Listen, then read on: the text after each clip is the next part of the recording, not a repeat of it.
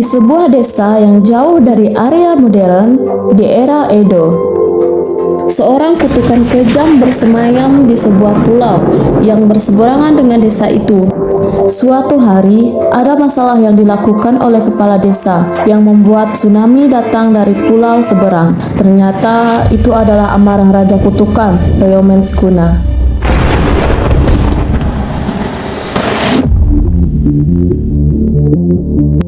Untuk meredam amarah sang Raja Kutukan, Ryomenskuna, para warga berunding.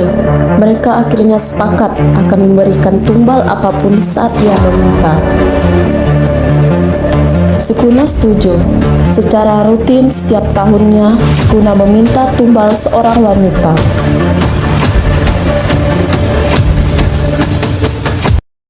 Dan apa yang ia lakukan tentu terserah padanya. Tetapi seperti yang diketahui khayalan ramai, mereka yang ditumbalkan tak akan pernah kembali. Waktu itu ada satu saja yang kembali, dalam keadaan tulang patah-patah, kepala dan kaki berdarah dan bekas robekan di perut. Dan itu adalah sahabat Mira.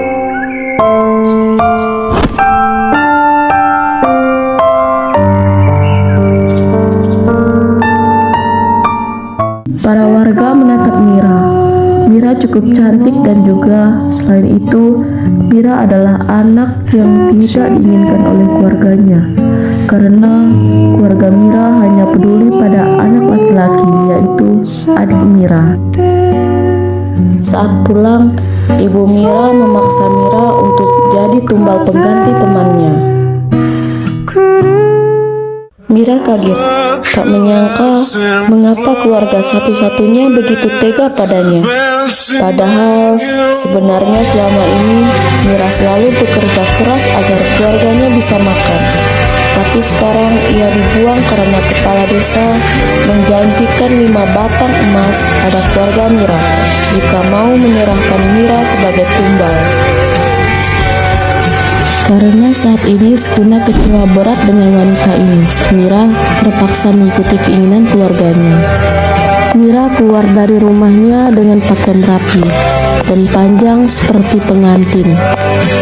Mira dibawa ke pulau seberang. Di sana, Mira ditinggalkan di sebuah kuil yang lumayan besar. Atmosfer di dalamnya membuat Mira tak nyaman, pekat, keras, dan sesak. Oh, jadi ini hadiah pengganti. Mira melihat sosok besar tegap duduk di depannya, yaitu Ryomenskuna, sang Raja Kutukan. Urami, jelaskan semua padanya. Aku lelah memberikan informasi. Baik. Urami, Kutukan sekaligus pelayan setia Sukuna. Mira, kami memberimu pilihan, menikah dengan beliau atau kami serap energi kehidupanmu sampai kau mati.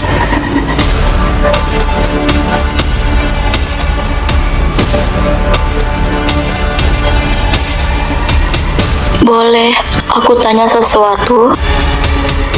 Silahkan. Apa yang terjadi pada mereka yang diserap energi kehidupannya? Manusia yang diserap energi kehidupannya perlahan melemah. Seluruh organnya mulai lemah. Intinya, mati perlahan.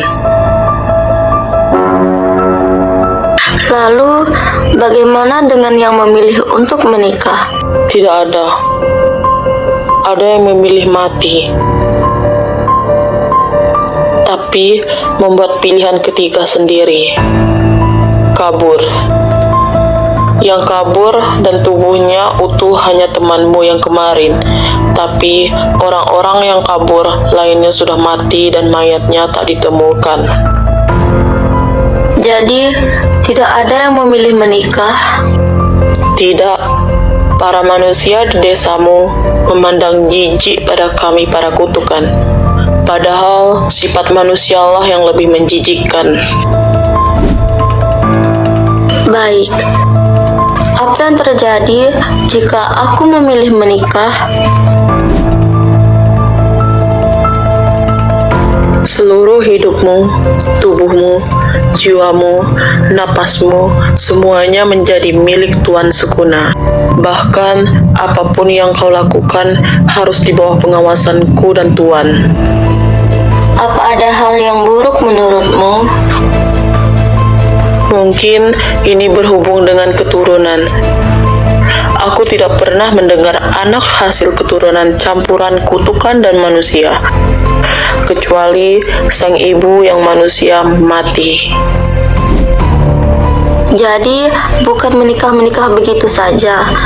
Tetap ada kewajiban seperti itu. Tentu. Siapa namamu? Manusia yang banyak tanya. Aku Mira.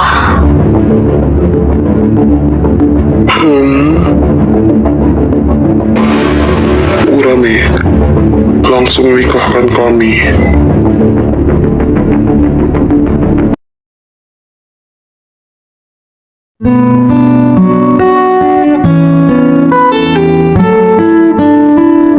Mira hanya menurut karena dia bingung dengan pilihannya. Dia sedikit tak menyangka ternyata suaminya adalah seorang kutukan. Bahkan itu raja kutukan.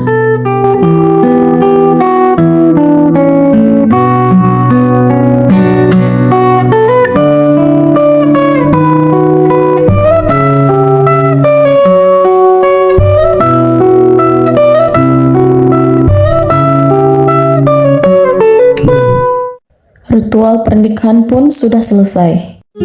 Silakan istirahat, Nyonya. Baik. Terima kasih, Urame-sama. Tidak perlu terlalu meninggikan saya. Saya hanyalah pelayan. Tidak. Tolong izinkan aku memanggilmu dengan layak. Dengan layak, sepertinya dia tahu rasanya dipanggil dengan tidak layak. Baiklah, dia orang yang cukup baik. Baik, tapi panggil aku Urame saja. Hai. Terima kasih sudah mengantarkanku. Sampai jumpa, Urame.